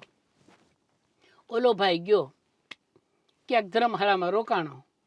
ધર્મશાળામાં રોકાણા પણ આખી રાત એનું મન ગયું ગણિકાના ઓટલે અને ઓલો વિચારવા માંડ્યો કે અરે રામ રામ, થોડી કિંમત કરી હોત ને તો હું ધર્મશાળામાં જાત, પણ હું એટલો કાચો કે હું અહીંથી એટલી હિંમત ન કરી કે મને ધિકાર છે. અને મારો ભાઈબંધ કયો પુણ્યશાળી કે જે આ અધમ જગ્યા ઉપરથી ઠેઠ ત્યાં ધર્મશાળામાં પહોંચી ગયો. એટલે ક્યાં જવું, ક્યાં ભક્તિ કરવી એ અગત્ય નથી, કઈ જગ્યાએ છીએ આપણે. અને ભક્તિ કરવા માટે કોઈ સ્થળ કે સમય કે કોઈની જરૂર નથી. એ તો સહજ રીતે સંતોએ સહજ સમરણ કીધું છે. એના માટે પેટીની જરૂર નથી, રામસાગરની જરૂર નથી, એના માટે યોગ્ય અનુકૂળ વાતાવરણની જરૂર નથી. સહજ સમરણ જ્યારે આવી જાય ને ત્યારે શ્વાસોશ્વાસની અંદર જે શ્વાસ ચાલતો હોય ત્યારે સો અને આવે ત્યારે હંગ. સ અહમ, તે હું છું. સંસ્કૃતમાં સ એટલે તે, અહમ એટલે હું. તે હું છું, તે હું છું. આવી જ્યારે સ્થિતિ થાય ને એ એક દાખલો સંતોએ આપ્યો છે કે ઈળ એક હોય ને, ઈળની માથે ભમરી બેસે. ભમરી બેસે ને એટલે ગુંજારવ કરે પાંખોનો. એટલે ઓલી જે ઈળ છે ને એને એવું થવા માંડે કે હું ભમરી છું, હું ભમરી છું. અને માથે ભમરી બેસી જાય, તમે જોજો ભમરીને પાછળ ઈળ છે અને ઉપર બેસી જાય. એવી રીતે હું બ્રહ્મ છું, હું બ્રહ્મ છું, સોહમ સોહમ સોહમ એમ કરતા કરતા કરતા પોતે ક્યારે સોહમ થઈ જાય એ ખ્યાલ. એવી રીતે જો તીરથ ને વ્રત ને તપ ને જપ ને આ બધું કરવાથી જો પરમાત્મા મળતો હોત તો આ બધા સંતોને કોઈને મળ્યો ન હોત. દાસી જીવન સાહેબે બેઠેલા ને માણસો આવ્યા, એ કે અમે જાત્રાએ જાય છે ભાઈ, તમારે આવું છે? તો બાપા મારી પાસે એટલા બધા પૈસા નથી. અરે કે ખર્ચાનું થઈ રહે પણ તમે આવો. તો કે ના મારે નથી આવું. પછી શીઘ્ર કવિ હતા, પછી એને ભજન ગાયું કે મારે આંગણે ગંગા ગોમતી, હું સીધ રેવાજી રે જાવ રે મારા આંગણે ગંગા ગોમતી, હું સીધ રેવાજી જાવ. એજી 68 તીરથ આંગણે ને હું નત તરવેણી મનાવ. એ મારા નાથના નેણા ઉપરે હું તો ઘડીએ ગોળી જાઉં. પછી બીજો દાખલો આપ્યો કે સિદ્ધ કરું એકાદશી, હું સિદ્ધ ત્રીજે ટંકે ખાવ. મારા નાથજી તેરા નેણા નિરખીને ભાવના ભોજન પાવ. એ મારા નાથના નેણા ઉપર હું તો ઘડીએ ગોળી જાઉં. સાહેબ આ સમજણ છે ને એ એક ગુરુ પાસેથી આવતી હોય છે. કોઈને ગુરુ આપણે બનાવીએ અથવા તો આપણે શિષ્ય ભાવ કેળવવો હોય તો શિષ્યના ગુણ શું હોય? શિષ્યના ગુણો છે એ ગુરુના જે લક્ષણો છે એ સંપૂર્ણ શિષ્યમાં જ્યારે મંડે આવવા, પેલા કઈ સીધા એના ક્લાસ નહોતા કે બે જાઓ ને તમને ચેલા કરી નાખી, એવું હતું નહીં. 10-10 વર્ષ 12-12 વર્ષ સેવા કરતા અને તમામ ગુણો ગુરુના જ્યારે શિષ્યમાં આવી જાય અને એમ થાય કે હવે ઘડો પાક્યો છે, પછી ટકોરો મારે ને આમ રણકાર આવે ને પછી એને શિષ્ય બનાવતા. આ પદ્ધતિ હતી. લાખોની સંખ્યામાં ક્યાંય કબીર સાહેબે શિષ્યો બનાવ્યા નથી કે સદગુરુ ગંગા સતીમાને એકને શિષ્ય બનાવ્યા. સદગુરુ કબીર સાહેબે કમાલ કે બે ચાર છે. સદગુરુ ભાણ સાહેબ તો રવિ સાહેબ ને ખીમ સાહેબ, સદગુરુ દાસ ભીમ સાહેબ તો દાસી જવણ નકલ સાહેબ. તમે જોશો ને તો 1-2-5 ક્યાંય હજારો લાખોની સંખ્યામાં કોઈએ પ્રબોધ, એનો પ્રબોધ ગ્રહણ કરીને જે જ્ઞાની થયા હોય જુદી વાત છે, પણ શિષ્ય તો હોય એ લાખોમાં એક જ હોય. અને એનું એવું જ મારે ગુરુ વિશે પૂછવું છે કે ગુરુ એક જ હોય કે ગુરુ વધારે પણ હોઈ શકે? ગુરુ એક જ હોય. ઓકે. ગુરુ યોગ્ય ન હોય એવા દાસી જીવણ સાહેબે 17 ગુરુ કરેલા, તો તમને એમ થાય કે એ ગુરુ નહોતા, પણ નહીં હોય. કારણ કે એક પછી એક દાસી જીવણ એટલી જ કેપેસિટી વાળા હતા કે ગુરુની પરીક્ષા કરી શકે એવા હતા. પણ જ્યારે એ એમાંથી પસાર થતા ગયા ત્યારે એમ થયું કે ના હજી મારા માટે આ યોગ્ય નથી. એમ કરતા આમરણના ભીમ સાહેબ એનો ભેટો થયો અને કે ગુરુ મહારાજ મારે આપના દર્શનનો લાભ તો મળ્યો, પણ આપને ગુરુ કરવા છે. તો કે બેટા સામે કૂવો છે ને ત્યાંથી પાણી લઈ આવી જરાક ચારણીમાં. ગભરાણા તો બેટા ચારણીમાં પાણી લેતો આવ્યો. તો તરત જ પ્રશ્ન કર્યો તો કે ગુરુદેવ કેવી વાત કરો છો, ચારણીમાં પાણી થોડું આવે? તો કે બેટા તો તું કાચો ચારણી પાણી આવે? એ બરફ થઈ જાય તો આવે કે નહીં? તો કે આ તો બરફ જેવું પહેલા થવું પડે, ઠંડુ થવું પડે, મનને સ્થિર કરવું પડે. પછી પહેલું ભીમ સાહેબે માથે હાથ મૂક્યો અને શિષ્ય બનાવ્યા. પછી પેલી જ વાણી ગાઈ દાસી જેમણે, અજવાળું રે મારે એ અજવાળું, ગુરુ તમ આવે મારે અજવાળું રે મારે એ અજવાળું, એ ગુરુ તમ આવે મારે અજવાળું. આ અજવાળું એટલે બાહરી નહીં, અંદરનો સૂર્યનો પ્રકાશ નહીં, અંદરનો રૂહ, એનો પ્રકાશ મને અંધકાર રૂપી એમાંથી મને બહાર કાઢી અને પરમાત્માનો જે પ્રકાશ દેખાડ્યો એ ગુરુ મહારાજ. અને એવા સદગુરુ કરોડોમાં કોક હોય, લાખોમાં નહીં, કરોડોમાં કોક હોય. અંતરના અજવાળા કરે એવા ઘણી રચનાઓ જૂના કવિઓની તમે યાદ કરો છો. નવી પેઢીના કવિઓ કે નવા કવિઓમાં તમને કોની રચનાઓ વધારે પસંદ, કોને યાદ કરો આપ? એક તો સંતો કે જેણે અનુભૂતિ કરી, અને એ તો આપણા પૂજ્ય છે. પણ ઘણા એવા કવિઓ છે કે જેમને સીધી ડાયરેક્ટ સરસ્વતી માની આમ ધારા ઉતરી હોય. તો એવા કવિઓમાં આપણા કાગ બાપુ કે ચોપડી રાખે જ નહીં. હું તો ઘણી વાર પૂછું રેડિયો સ્ટેશનમાં કે કાગ બાપુ આવતા ત્યારે કેવું ગાતા? અરે કે ભાઈ રેડિયો સ્ટેશનના બધા ટેબલ ખાલી થઈ જતા અને બધા એ હોલમાં બેસી જતા, વગર ચોપડીએ એ ધારા છૂટતી, પછી એને બંધ ન કરાય. હા, એ જ્યાં સુધી ગાય ત્યાં સુધી સાંભળે, જેટલું ગાય એટલું. એને નક્કી કર્યું હોય કે ભાઈ 20 મિનિટનો પ્રોગ્રામ છે, પણ એ તો 2 કલાક ગાય. આવા કવિઓ મેઘાણીભાઈ, હવે શંકરદાનજી દેથા લીંબડી, પછી એવા કવિઓમાં ઈસરાસો પરમેશ્વરા, ઈસરદાન કવિ. હવે ઘોડા હતું કે પરમાત્માના આમ ભાળ્યો કે મારે હવે સ્વર્ગમાં જવું છે, તો ઘોડાને નાખ્યો સમુદ્રમાં. જેમ ચૈતન્ય મહાપ્રભુ આમ પાગલ થઈ ગયા કે દરિયામાં વ્યા ગયા, દરિયામાં કૂદકો મારીને પડી ગયા. એને સર્વત્ર પરમાત્મા દેખાણો. આવા કવિઓમાં મારી હારે જેના સંબંધો હતા એવા કવિઓમાં આપાભાઈ ગઢવી, જે વેદનાના અંદરની અનુભૂતિના આમ કવિ કે આપણે એની પાસે વાતો કરતા હોય ને કે આપાભાઈ કવિ પ્રદીપજીના ગીતોનું રેકોર્ડિંગ કરવાનું છે, અરે ભાઈ એની તો વાત થાય, કવિ પ્રદીપજી તો પ્રદીપજી કહેવાય. એટલે જે સત્ય વસ્તુને સ્વીકારતા એવા જીતુદાન ગઢવી, એવા આપાભાઈ, પછી વિદ્યારામ બાપુ હરિયાણી, એ તો હું નાનો 22 વર્ષનો અને એ લગભગ 35-40 વર્ષના. અમારો વારો ન આવે ભજનનો એટલે અમે પાછળ બેઠા હોય હવની વાંહે, સ્ટેજની વાંહે. તો વિદ્યારામ બાપુ રોતા હોય અને હું એને છાના રાખું, બાપુ એવું કાંઈ ન હોય, વારો ન હોય તો કાંઈ નહીં, આપણે સાંભળીએ. પણ કીધું ને કોઈ બોલવા નથી દેતા. મેં કીધું એવું કાંઈ ન રખાય.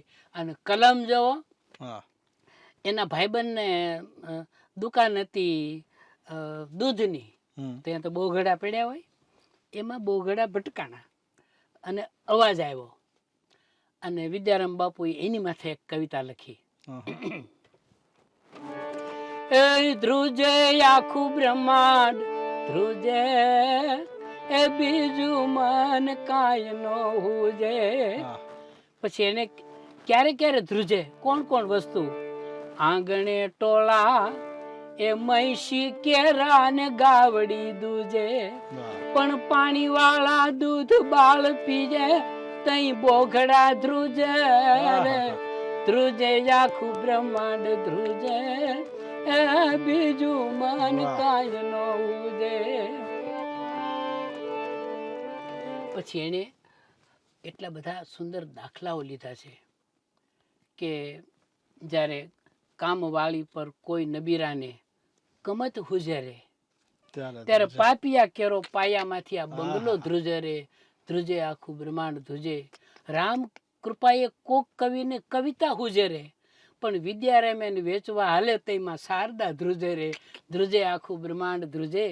બીજું આ વેદનાના કવિઓ અને આવા કવિઓની હારે બેહવા મળ્યું, એ આપણા કંઈક ભાગ્ય કહેવાય. વેદના ઉપર કેવી રીતે જીતી શકાય? ફોર એક્ઝામ્પલ તમે જે કીધું કે અમે પાછળ બેઠા હોય, સ્ટેજને ગાવાનો મોકો ન મળતો, એવે સમયે ફરીથી સ્ટેજ પર ચડવાની હિંમત કેવી રીતે આવે?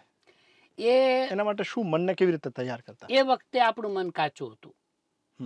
દાખલા તરીકે એ વખતે આગળ આવવું, આપણે ગાવું, આપણી એટલી લાયકાત નહોતી, એટલે આપણે કોઈ ગાવા ન દે તો અંદરથી દુઃખ થાય કે આપણી એટલી કેપેસિટી નથી.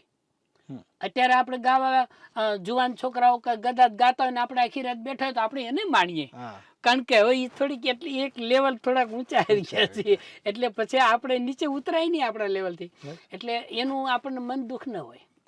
દુઃખ ન હોય, ચલો એ સારી વાત છે સાહેબ. તમે રાજી થાવ ત્યારે શું કરો? કેવી રીતે સેલિબ્રેશન કરો?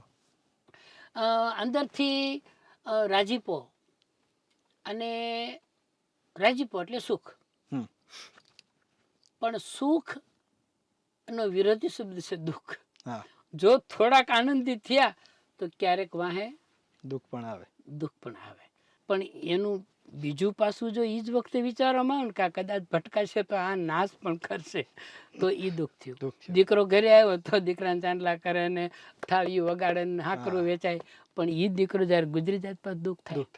પણ જ્યારે સંતોની જે કક્ષા હતી ને, એ સુખય નહીં ને દુઃખય નહીં, વચ્ચેનો જે આખો પોઈન્ટ છે ને એ આનંદનો પોઈન્ટ છે કે એની વિરુદ્ધ શબ્દ જ નથી કોઈ, આનંદથી બસ પૂરું. અને એ આનંદમાં જે રહેતા ને, એમાં નરસિંહ મહેતાનું કોઈ કીધું કે તમારો દીકરો ગુજરી ગયો, તો કે મારા હરિની ઈચ્છા. ધીરા ભગતનું કોઈ કીધું કે તમારો દીકરો ગુજરી ગયો, આ બાયું આંગણામાં આજો લે છે, મારા દીકરાનો, તો હાલો હું આજો લઉં. તો એને ભજન ગાયું, એ કઠણ ચોટ છે કાળની રે, મરણ મોટેરો માર, એ મરણ મોટેરો માર, કંઈક રાણા ને કંઈક રાજીયા, એ છોડી હાલ્યા ઘર બાર રે, હેતે હરીનો રસ પીજે. કોના છોરું ને કોના વાછરું રે, કોના માને બાપ, અંતકાળે જીવને જાવું એકલું, એ હારે પુણ્ય ને પાપ રે, હેતે હરીનો રસ પીજે. અને આની અંદર સંતોએ જે અનુભવ કર્યો, સવાયનાથ આપણા ઝાંઝરકા, ચાંચરકા. એનો દીકરો પહેલાવી ગયો, દાસી જીવણ તો એનો દીકરો પહેલાવી ગયો. તો એક લોજિક એવું પણ સંતોએ બતાવ્યું છે કે આપણું જ દીકરો છે એ આપણું જ જીન્સ છે. જ્યાં સુધી એ જીવે છે ત્યાં સુધી આપણો મોક્ષ નથી, કારણ કે એ કાંઈક અવળા કર્મો કરશે ત્યાં સુધી આપણને મોક્ષ નથી. એટલે સંતો છે ને માયા હકેલીને જાય. નરસિંહ મહેતા ગયા એટલે એનું પૂરું કરીને ગયા, પછી કાંઈ નહીં, સીધા ભળી ગયા બ્રહ્મા. સાહેબ તમને યાદ તો બહુ બધું છે, કોઈ ફરિયાદ છે ઈશ્વર સામે? ઈશ્વરની સામે ક્યારેય પેલાય નહોતી, જ્યારે કાંઈ નહોતું. અને જ્યારે ચટણી રોટલો ખાતા ત્યારે આપણને એમ કે આપણે આવું જ ખાવાનું હોય, આપણે ભાગમાં જ આવું છે. અને અમે ઘોડાની લાદીઓ વેચવા જતા, અમે પાણી મારી માને હું પાણી ભરાવતો, મારી મા ભેગો ખડ વાઢવા જતો, પછી લાકડા વીણવા જતો. ત્યારે મારી દાદીમાં એમ કહેતા કે બાયું ભારામાં નથી લઈ આવતી, એટલો તો છોકરો એને બુસ્કોટમાં બાંધીને લઈ આવે છે. એટલે એ સહજ અવસ્થા છે. દાખલા તરીકે બંગલાવાળા આપઘાત કરશે, ઝૂંપડપટ્ટી વાળા કોઈ દી આપઘાત કર્યા નથી, એવો દાખલો નથી ઝૂંપડપટ્ટીમાં, નથી એને દુઃખ બહુ હોય, પણ એને સહજ સ્વીકારી લીધું છે કે અમારે આ રીતે જ જીવવાનું છે. અને મને જેટલું મળ્યું એનાથી કંઈક ઉપર દ્રષ્ટિ છે કે આ ઓછું છે, આ મને ઓછું પડે છે. હવે 5 રૂમ છે પણ હવે હજી 2 રૂમ ઘટે છે, જ્યારે ઓને 1 રૂમમાં બધા હોતા હોય તો એને વધતી હોય જગ્યા. આ જે સ્થિતિ આવી જાય ને ત્યારે પછી એને સુખ અને દુઃખથી પરે થઈ જાય, અને એને સહજ રીતે સ્વીકારવાની ક્ષમતા આવે. સહજ રીતે કે ભાઈ લાગ્યું, કોઈ વસ્તુ લાગી ગઈ, પગમાં દુખ્યું હશે, થવા કાળ આપણને ભગવાને બચાવી લીધા, એક સમાધાન અંદરથી આવે. હા, આપણો એક્સિડન્ટ થઈ ગયો અને બચી ગયા, ઓપરેશન થયું ને બચી ગયા, પરમાત્માએ કોઈ ઘરનાને બીમાર પાડ્યા અને બચી ગયા, ત્યારે આપણે દુઃખ વ્યક્ત નહીં કરવાનું કે હે ભગવાન આવા અમારા કેવા કર્મ છે. ભાઈ તારા કર્મ હતા એટલે તો થયું, કર્મ કોઈને છોડતું નથી. જેટલા હિમાલયના ડુંગરાઓ છે ને એટલા ખડકાય એટલા તો આ જીવ લઈને આવેલો છે ભેગા કર્મ. હવે એક પછી એક ભોગવતો જાય છે અને પાછા નવા કરતો જાય છે, એટલે ઓછા થતા નથી. આવું એક જીવણ સાહેબનું ભજન છે કે આમ કાં કરો તમે, આમ કાં કરો, આવડા રે એકારી થઈને ફાટ્યા કાં ફરો, જગત ભગત ભેળા થઈને 84માં કાં પડો, આ મૂળગા લેણા માથે છે અને નવા કાં કરો. મૂળગા લેણા તમારા અસંખ્ય જન્મોના કર્મો એના બંધનથી તમે બંધાયેલા છો, અને પાછા નવા તો કરો છો. આમાં તમે કેવી રીતે છૂટશો કે સેવા કરો તમે સંતની દાસ થઈને ડરો, હારે ભજો તો કોક દી તરો, નથી ભજવો એમ કરતા જો ભજશો તો કોક દી તરશો, બાકી તો કોઈ હારો નથી. આનંદ શેમાં હોય છે? તમે 30 દિવસ સતત કાર્યક્રમમાં હોય, આરામ ન હોય. એમ્બેસેડરમાં તમે આરામ કર્યો હશે એવા ઘણા દાખલા હશે. એમાં આનંદ કે ઈશ્વરની ભક્તિ નિરાંતે કરવામાં આનંદ? શેમાં આનંદ? આનંદ છે ને એ મનની સ્થિતિ છે, અને કઈ વસ્તુમાં આનંદ લેવો એ મન ઉપર નિર્ધાર કરે છે. દાખલા તરીકે પ્રોગ્રામ બહુ સારો થયો તો આનંદ થાય, અને તો પછી પ્રોગ્રામ ખરાબ થાય તો દુઃખ થાય. ભજન કેવું ગવાણું, આપણે કેટલો ન્યાયથી ગાયું, આપણે કેટલો ન્યાય અંદરથી ઉતરીને ગાયું, પછી સામે 2-5 માણસો હોય 50,000 હોય, પણ આપણે કેટલા ન્યાયપૂર્વક ભજનો ગયા. એવી રીતે મોંઘી હોટલમાં હુવો કે ગેસ્ટ હાઉસમાં હુવો કે રોદા આવતા ગાડીમાં હુવો, પણ જે અંદરની જે આપણી મનની સમાધાનની જે સ્થિતિ છે ને એ સ્થિતિ જો બરોબર હોય ને તો દરેક જગ્યાએ ગમે. આમાં કોઈ વસ્તુ પાર્ટ ન પાડી શકે કે ઘરમાં આનંદ છે તો પ્રોગ્રામમાં નહીં હોય, પ્રોગ્રામમાં આનંદ છે તો રસ્તામાં નહીં હોય, પ્રોગ્રામ ખરાબ જતો હોય છે તો દુઃખ થતું છે, આવું નહીં. એક આનંદ શોધી લેવાની એક આપણી મનની સમાધાન વૃત્તિ હશે ને તો એ દરેક જગ્યાએથી, દાખલા તરીકે પ્રોગ્રામ સારો ગયો, સવારે કોઈ કે ભાઈ પેમેન્ટ અત્યારે છે ને તો આપણું શું ગયું, આપણે તો પરમાત્મા નામ લીધું તો એળે નથી ગયું. આવા ઘણા પ્રોગ્રામો થાય કે ભાઈ ના મળે પેમેન્ટ? તો કેટલા લખાવશો? મેં કીધું લખાવાનું તો ક્યાં છે, કીધું ભાડાના છે ખીચામાં, તો તમે કહો તો વ્યા જાય બસમાં. એમ બસમાં વી આવી અને સીધો હું આરટી ઓફિસ વ્યો જાઉં. પણ ઘણી વાર પ્રોગ્રામ આખી રાત ઉલ્લીને ગાયા હોય, ફેફસા તોડીને ગાયા હોય, અને વહેલી સવારે નાસ્તો કરાવતા હોય તો 2 જણા બહાર નાખતા હોય. એ બાપા બહાર નાખો, મને ખબર પડી ગઈ છે, મારે નથી જોતા પૈસા. એટલે ઈ જે સ્વીકારવાની આનંદ સ્વીકારવાની કે કાંઈ વાંધો નહીં, આપણે ભજન તો આનંદ કર્યો ને. નહીતર ઈ છે ને માણસને પાછળ રાખી દે. લઘુતા ગ્રંથિ 2 છે. એક લઘુતા ગ્રંથિ, મને કાંઈ ન મળ્યું, બીજા આગળ વધી ગયા, હું પાછળ રહી ગયો. અને એક છે ગુરુતા ગ્રંથિ, મારી જેવું કોઈ નહીં, હું જ સૌથી મોટો. એ 2 ગ્રંથિ માણસને પછાડે. પોતે બહુ અતિ વિદ્વાન હોવાનો નાતો, પોતે અતિ શ્રેષ્ઠ હોવાનો નાતો, કોઈ પણ ગાતો હોય કલાકાર તો એની ભૂલો કાઢવી. જ્યારે હું ગાતો એની ભૂલ હોય ને તોય હું દાદ દઉં કે એ ભૂલ તો પાછી પ્રોગ્રામ પછી હું એને કહી શકીશ કે તારી આ ભૂલ હતી, પણ જાહેરમાં એને ન ટોકાય. અરે વાહ દોસ્ત વાહ, બહુ સરસ ગાયું. એક નાનકડો છોકરો ગાતો હતો, બધા દાદ દેતા હતા, 5-6 વર્ષનો. મેં દાદ ન દીધી તો એના બાપાની નજર મારી માથે છે.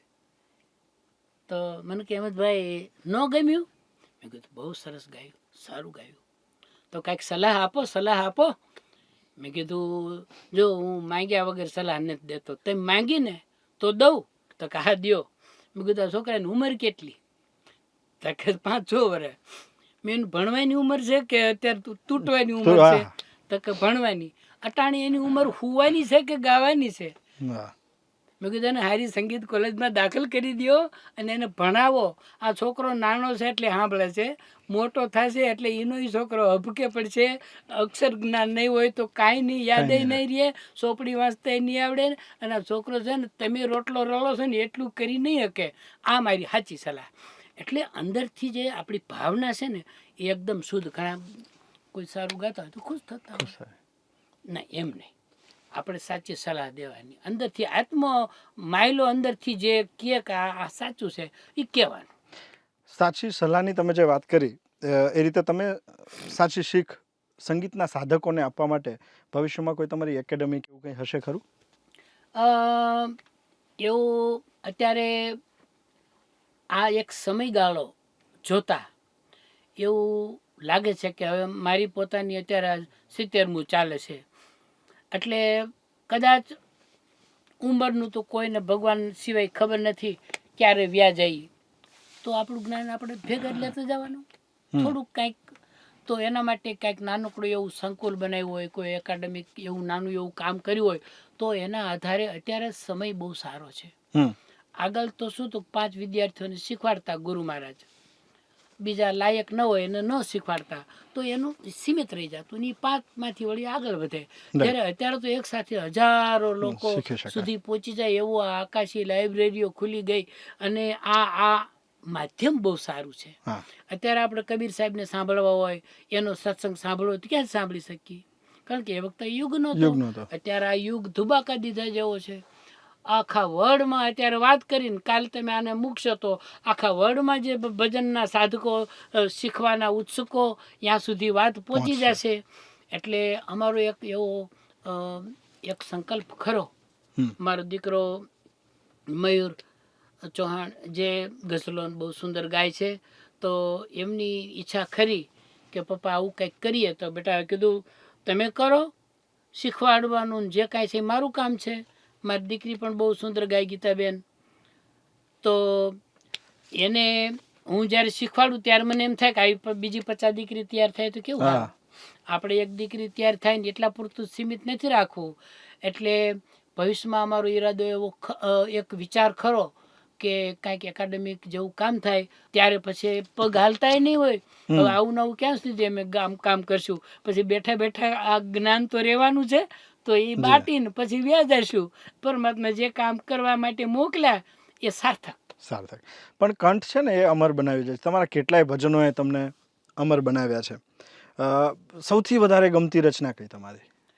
એ સૌથી રચનામાં તો જેટલા જેટલા ભજનો મેં ગાયા એ મેં બધા દિલથી ગાયા, અને એ અંદરથી આમ અડીને નીકળ્યા હોય એવા પદો. એટલે હવે હું આમ વિભાગ નથી પાડી શકતો કે ભાઈ આ ભજન છે, આ ભજન છે, આ ભજન છે. પણ જ્યારે જે ભજન ગાવ ત્યારે એમાંથી ઓતપ્રોત થઈને નીકળું ને એટલે એ ભજન મને અંદરથી છૂજ નીકળે. એટલે એ ભજન હું વાગોળતો હોઉં. તમે દિલથી ગાયા હશે ને એટલે જ જે મોટી વ્યક્તિઓ સંગીતમાં જેનું નામ આદર સાથે લઈ શકાય એ લોકો એ તમને સાંભળ્યા છે, તમને માણ્યા છે, તમારે એમની સાથે સમય વિતાવી શક્યા છો. ફોર એક્ઝામ્પલ હું ભીમસેન જોશીજી સાહેબનું નામ દઉં કે લતાજી અથવા અમલ પાલેકર, બહુ આ બધા સાથેના બહુ બધા સંસ્મરણો હશે. લતાજી સાથેના સંસ્મરણોમાંથી તમને સૌથી પહેલું યાદ શું આવે? અમે તો અમારા ઘરના ને એક ઈચ્છા કે આપણે લતા દીદીના દર્શન કરવા જવું છે. મેં કીધું વળી ક્યારેક ભગવાન કરશે તો જઈશું. એમાં અમને મોકો મળી ગયો દર્શનનો. ત્યારે એ બીમાર જેવા થોડાક હતા, એટલે અમે ગયા તો એમને ઇન્જેક્શન ડૉક્ટર દેતા હતા, અને લઈને આવ્યા તો પહેલો વહેલો શબ્દ બોલ્યા કે હેમંતભાઈ સોરી હો, મારી જરા ટ્રીટમેન્ટ ચાલતી હતી. તો અંદરથી એક અહોભાવ થઈ ગયો કે એક આટલી દરજ્જે હોવા છતાં અને બીમાર હોવા છતાં એક એના મોઢામાંથી કેવા સરળતાના શબ્દો નીકળ્યા કે માફ કરજો હું થોડી લેટ પડી. તો એને ઉપરથી આદર્શ એ અમે શીખ્યા કે ક્યારે જિંદગીમાં લેટ નહીં પડ્યા હોય. એક બીમારી હાલતમાં ઇન્જેક્શન દીધું 2 મિનિટ લેટ આવ્યા તો સોરી કરતા હોય તો એની જિંદગીમાં ક્યારે લેટ ન પડ્યા હોય. તો અમને આદર્શ આવા મહાપુરુષોને જે અમે મળ્યા છીએ એમાંથી અમે બહુ શીખવા મળ્યું છે. પછી તો અમે ખૂબ સાથે રહ્યા. એમને સમય નહોતો, એમણે અગાઉથી જ કીધેલું કે હું 5 મિનિટ તમારી સાથે બેસી શકીશ, મારું શરીર નથી કામ કરતું. પણ અમે 1.5 કલાક સુધી મોજ કરી અને એવા દેશી ભજનો સંભળાવ્યા ને લોકગીતો ને મણિયારા ને પ્રભાતિયા ને પછી તો એમને મજા આવી ગઈ.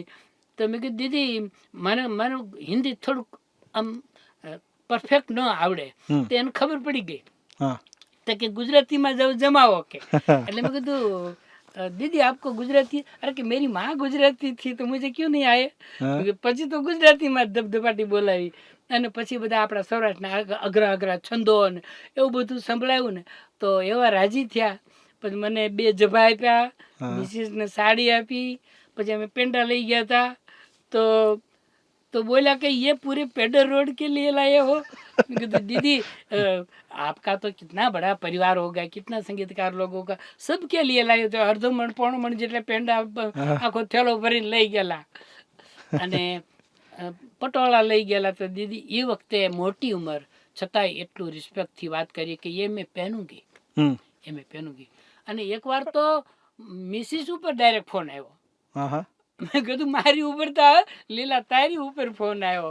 એટલે આ એક મહાપુરુષો છે કે એ જે પહોંચેલા છે ને એની એટલી બધી ઓળખ હોય છે, સૂક્ષ્મ માર્ક હોય છે કે આ લોકો લાયક લાગે છે. પણ જ્યારે સંગીતની આવી જાણકાર વ્યક્તિ આપણી સામે હોય અને એ એવું કહે કે તમે મને કંઈક સંભળાવો, ત્યારે આટલું બધું આવડતું હોવા છતાં થોડુંક તો આપણે પસંદગીમાં જઈએ ને કે આ સંભળાવું કે આ સંભળાવું, આ સંભળાવું કે આ સંભળાવું. એવું તમને થયું હતું? ત્યારે આમ સહજ વાતો કરતા આ સંતોની વાણી, આટલા સંતોની વાણી. તો કે હેમંતભાઈ મેં તો દેખંદા કોઈ તમારું ટીવી ઉપર મેં સાંભળેલું લંડનમાં અને એ એકતારા તેમ ગાતા હતા, તો એવા કાંઈક દેશી ભજનો સંભળાવો. તો મેં દેખંદા કો આ દિલમાં જણ જાલદી વાગે. પછી તો અંદરથી જ હું જ મંડ્યો બોલવા કે દીદી આટલા પ્રકારના ભજનો છે, એમાં વહેલી સવારના પ્રભાત્યા તો આપે સાંભળ્યા છે, એમ કાંઈ થોડાક પ્રભાત્યા સંભળાવ્યા, રામગરી સંભાળી, બિહાગ સંભળાવ્યા. એટલે રાજસ્થાનના મણિયારાઓ આપણે જ્યાં ગવાય છે એ મણિયારાની થોડીક ઝલકો સંભળાવી. આપણા અઘરા અઘરા છંદોના જે ચરચરી છંદ ને રેણકી છંદ ને ત્રિભંગી છંદ ને સારસી છંદ અને આના બંધારણો ને એની કેવી છટા હોય એ બધું થોડું બધું સંભળાયું તો બહુ રાજી થયા. સાહેબ આમાંથી કયા ઇન્સ્ટ્રુમેન્ટ સાથે દેખંદા કહી શકાય? મેં એકતારા સાથે ગાયેલું. અત્યારે તો આ મેળવતા વાર લાગશે આપણે બહુ Okay. પણ કારણ કે- આ જે રામસાગર છે ને હા એમાં બે તાર સાના આવે ને એક પંચમનો, એટલે એવું સરસ કોમ્બિનેશન થાય. અને પછી એની સાથે એક તાર, એટલે નામ જ આનું એકતારો પડેલું છે. હમ આનું નામ એક તારો છે. હા તો પણ આમાં 3 તાર છે તો આને એક તારો કહેવાય છે? કેવી હા. રીતે હોય એની સમજણ? એ પેલા એક જ તાર હતો. ઓકે. એક જ તાર હતો એટલે એ માનો કે ઉતરી ગયો હમ તો ઈ સુર તો એક જ રહ્યો. હમ. માનો કે સેજ ચડી ગયો તો સુર તો સુર એક જ તો રહે. એક જ રહ્યો. તો હા. ઈ મન એની હારે જોડાય જોડાણ થઈ જાય ને ઈ તાર સુર પકડી લે. આ ત્રણમાંથી એકમાં સેજ ફરક પડ્યો તો આપણે પાછું મેળવવો હા. પડે. પણ રેકોર્ડિંગમાં ને ગાવામાં આમ ત્રણનું કોમ્બિનેશન છે ને હમ ઈ સારું બહુ લાગે. અદભુત લાગે. આમાં એક છે અને આ એકતારાને ત્યાં બંગાળમાં બાઉલ નામની પ્રજા છે. બાઉલ. ઈ આવી રીતે કરી અને આવી રીતે આમાં વગાડતા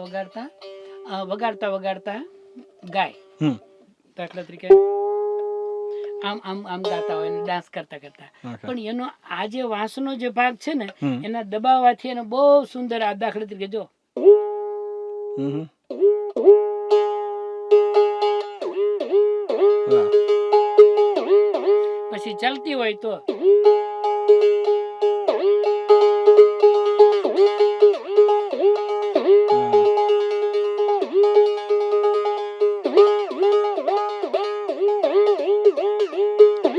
વાહ. વાહ વાહ. એટલે એક નાનું એવું વાજયંત્ર છે પણ એની 100 ટ્રેક બનાવ્યા હોય હમ આપણે અલગ મ્યુઝિકના, પણ આનો ટકોરો આવે ત્યારે એ ખેંચી લે ખેંચી આપણને. લે. એ આપણને એ કે તમે એમ જ તમારે ક્યારેક બોલું હું કરીને આવે છે એ બહુ ગમે છે. હા. લોકો ગામડે યાદ કે રાખે. હા તમારા ભજનમાં ક્યારેક એક ટકોરો વાગે ને એ બહુ ગમે છે. ગમે છે. એટલે એક એની એક આગવી ઓળખ છે. તમે નામ રામસાગર આપ્યું છે, હા. એ કેમ રામસાગર થી કેમ કહો છો તમે? અ, તમારા ઘરનું એક નામ પણ તારો રામસાગર છે. આનું જૂનું નામ રામસાગર. અચ્છા, જૂનું નામ રામસાગર. આપણા સંતો છે ને હા. એને રામસાગર. તંબુર શબ્દ જૂનો, તંબુર. હા. પણ પછી જેમ આપણે મારું નામ હેમ છે તો બધા એમ તો કે હમ એવી રીતે રામસાગર નામ એક તારો તંબુર હતું. ઓકે. પણ પછી એમાંથી બદલાતા એને લોકો તોછડાઈથી બોલાવવા માંડ્યા તંબુરો. હમ પછી એ ગાળોમાં અને ખરાબ અપશબ્દોમાં અને ગમે ત્યાંનો ઉપયોગ મીડિયા કરો હમ. તંબુરો, હમ તંબુરા જેવું. હા. એટલે એ શબ્દ અમે કાઢી જ નાખ્યો. રામસાગર એટલે માટે રાખ્યો કે સંતોનો માનીતો શબ્દ રામસાગર છે. રામસાગર. અને એ રામસાગર વર્ષોથી ગાયું. અને મારા દાદાનું નામ રામજી દાદા હતું. હા. એટલે એ દાદાની યાદી રહી રામસાગરમાં. એટલે અમારું ઘરનું નામ એ રામસાગર જ રાખ્યું. વાહ. નહીં તો લોકો અલગ નામ રાખતા હોય, પણ અમે દાદાના ની યાદી રહી જાય. અને આ રામસાગર તો છે જ, અને એમની જ આ કૃપા છે. એટલે જે કાંઈ આગળ વધ્યા છે સંગીતની વાતો અને તમારું જ્ઞાન સાહેબ સાગર જેવું છે. વાતો ખૂટે એમ જ નથી. પણ વાતને હવે ટૂંકાવતા મારે હવે જે તમને થોડાક પ્રશ્નો પૂછવા છે ને એમાં તમારો જવાબ હું એક શબ્દમાં માગું છું. એક તારો. એક તાર કરે ભજન. જે કાયમ માટે ભીના રાખે. સંતવાણી. જે સંતોના હૃદયની નીકળેલી વાણી. ગુરુ એટલે જે અંધકારમાંથી પ્રકાશમાં લઈ જાય. કૃષ્ણ એટલે મોહક, કે જે આખા બ્રહ્માંડને મોહિત કરે. શક્તિ. પરમાત્મા દ્વારા રચાઈ જે કંઈ આખા બ્રહ્માંડની રચના કરવામાં આવી એ ઉર્જા એનું નામ શક્તિ. લીલાબેન. એ મારા ધર્મ પત્ની. ગીતાબેન. મારો એક નાનકડું વારસાનું એક સ્વરૂપ. હા, અને એ જ વસ્તુ હું મયુરભાઈ માટે પૂછીશ કે મયુર એટલે એ જ મારા વારસાને એક નવી કેડી આપે એવું સ્વરૂપ. વાહ, બહુ બધું પામી લીધું છે. પદ્મશ્રી તમને મળી ચૂક્યો છે. જી. હવે શું ખેવના? હવે મારી જે ધારા છે એ જેમ ગંગાજી ખળખળ ખળખળ વહેતા વહેતા વહેતા વહેતા વહેતા કલકત્તા પાસે આવે ત્યારે સ્થિર થાય, એમ ભજન ગાતા ગાતા હવે સ્થિર થવાની એક જ ઈચ્છા છે. કારણ કે જો આખી જિંદગી ગાય જ રાખ્યું તો ગળાની કસરત છે, પણ કાંઈક જો પમાય તો એ જે અમારો જે ગતિ છે એ ઉર્ધ્વ ગતિ છે. ઉપરથી નીચે નથી આવવું, પણ નીચેથી ઉપર જવાની ગતિ છે. અને એ ધીરે ધીરે એ પરમાત્માની જો ઈચ્છા હશે તો, બાકી એ ઈચ્છા વગર જીવની કોઈ ગતિ નથી. પણ આજે તમે જે કહો છો એમ કે ભાઈ આટલી ઉંમર થઈ, સાહેબ તમારી એનર્જી ભાગ્યે જ ક્યાંક જોવા મળે. ફોર એક્ઝામ્પલ આપણી ઓફિસથી જ અત્યારે આપણે બધા જ કામ સોશિયલ મીડિયાનું ડિજિટલ મીડિયાનું થાય છે, તો એવું કોઈક તહેવાર આવતો હોય તમને કહીએ કે સાહેબ એક ભજન જોઈએ છે ને તમે એમ કહો 2 રેડી છે, 3 રેડી છે. આ એનર્જીનો ફ્લો આ એજ ઉપર કેવી રીતે ટકાવી રાખો છો? એનર્જી છે ને એ વિટામિન જાજા હોય એનાથી નથી મળતી. હા, અંદરથી જેમ પરમાત્માની જે સૂક્ષ્મ આપણાની આની અંદર ભરપૂર એનર્જીનો ભંડાર ભર્યો છે. ફૂલ ખાધું હોય, કદાચ પુષ્ટ લાડવા બાડવા ખૂબ ખાધા હોય, તમને એમ થાય બહુ તાકાત, એ જ સૌથી બગાસા ખાય. અને ઓલો ભૂખ્યો માણસ મસ્ત કરતો હોય. એક જૈન આચાર્ય, એનું છાપામાં મેં વાંચેલું, 365 દિવસ ખાધું નહીં. ઓહો, તમે જુઓ તો ખરા, તો એને એનર્જી ક્યાંથી? વિટામિનથી ઇન્જેક્શનથી બાટલાથી આવતી હોત તો એને તો કાંઈ નહોતું કર્યું. અને 365 દિવસ પૂરા કર્યા. ત્યારે હું એમ જ માનું છું કે ખરેખર કોક શક્તિ એવી છે કે જે અંદરથી આપણને એક આમ અંદરથી આમ સ્ત્રોત પૂરો પાડે છે અંદરથી. બસ તો તમારી એનર્જીનો સ્ત્રોત આ જ રીતે ઈશ્વર તમને પૂરો પાડતા રહે, અને તમારા ભજન, તમારા સ્વર અને સૂરથી અમે બધા હંમેશા આનંદ માણતા રહીએ. થેન્ક યુ વેરી મચ સાહેબ. ખૂબ થેન્ક ખૂબ યુ. આભાર. કેટલી બધી વાતો એમની પાસે એમની સાથે કરવાની હજી બાકી રહી જાય છે. ભવિષ્યમાં ફરીથી ક્યારેક એમની સાથે એમના સમય જો આપણને મળશે તો વાત કરીશું, મુલાકાત કરીશું અને હેમંતભાઈને જાણીશું. નમસ્કાર.